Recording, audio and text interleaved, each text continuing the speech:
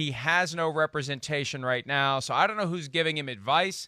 I don't know who's telling him maybe you shouldn't practice, maybe you should. Regardless, he is. Is this a sign they're moving toward getting a deal done? Maybe it is, maybe it isn't. The bottom line is he's back at practice, and that's good news for Cardinals fans who want to get the most out of DeAndre Hopkins in his first year with the team. Yeah, I mean, no doubt. I mean, this is a huge trade, a huge move for the Arizona Cardinals football team, a huge year for Cliff Kingsbury and Kyler Murray. So, they want their best team out there, ready to go. I mean, to me, it's one of those things right now that looks like at least the situation was addressed over the last few days. I don't know who DeAndre Hopkins, is going to go with as an agent or anything like that. As you know, I think he's going it alone. He might be. I think he's doing what Laramie Tunsil did. Right. There's a couple of guys Laramie Tunsil used to advise him. And that's kind of the new thing that guys do when they represent themselves. They want to pay somebody by the hour. They don't want to give somebody a piece of the commission. Right. So they find somebody out there who will advise them. And there was a suggestion that he's using the same guys Tunsil did. So I think he's not going to hire somebody. Okay. I think that he's just going forward like this. Well, first off, he's a smart guy. He knows, the league. He's been around. Not to say that I ever recommend, as we've talked about, any player representing themselves in a contract situation, because I think that is a little dicey. But regardless, I think his point got across here, and whatever his approach was, that you wrote about it, other media outlets are talking about it, so it's on the Arizona Cardinals, radar once again to go, wait, okay, we don't want to disgruntle this guy. Maybe it was one of those things they swept under the rug, just figuring, hey, we'll figure it out here sometime soon. And DeAndre Hopkins was like, no, we need to figure it out here, real soon. I'm not going to wait until the middle of the season or something like that. So, I would be shocked, Mike, would be absolutely shocked if we don't hear some sort of long-term deal for DeAndre Hopkins sometime here in the next 3-4 weeks. Yeah, look, he made the wheel squeak. Yeah. Plain and simple. Right. And the Cardinals had plenty of other things they're focused on, and it's very easy to forget about that one thing that's going to cost you a lot of money. And if the guy isn't clamoring for it, well, we'll just keep moving forward, and we won't worry about it until we have to. Well, he made that squeaking wheel, and now something – you're right.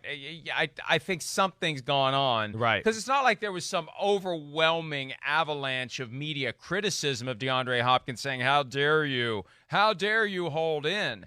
If anything, the attitude was, what'd you expect? What he's doing. Right. Yeah, and when you trade for the guy Right. because he wants Julio Jones money plus, when you know that's why the Texans are letting him go, you bring him in, you better understand that you're going to have to give this guy a new contract at some point, ideally before week 1, but most of these guys want to get the deals in place before they put themselves in harm's way in training camp, period. So he's at 16-4, I think, 16-4 or 16-2. We've got the graphic. Julio Jones is at 22. I mean, it's a big jump to get all the way up there. 16-2 DeAndre Hopkins is tied with Brandon Cooks, Adam Thielen. He's better than both of those guys by far, frankly, all due respect to Cooks and Thielen. Agreed. But they know. They know they're not DeAndre Hopkins.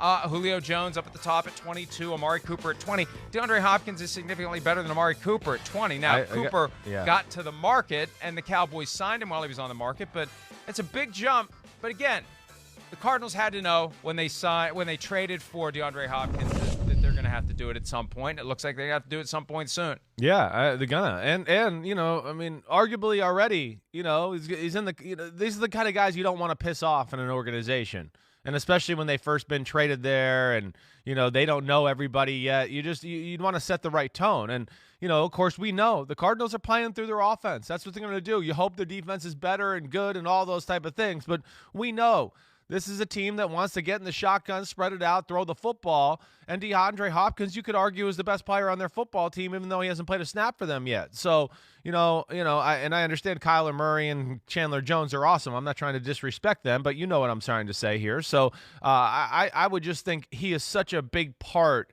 All the assets they traded to get him, and then he's just a big part of their future and framing the organization and Kyler Murray's career and everything like that. And they're going to play through the spread pass game and all that. They're playing with fire if they don't get something done real soon.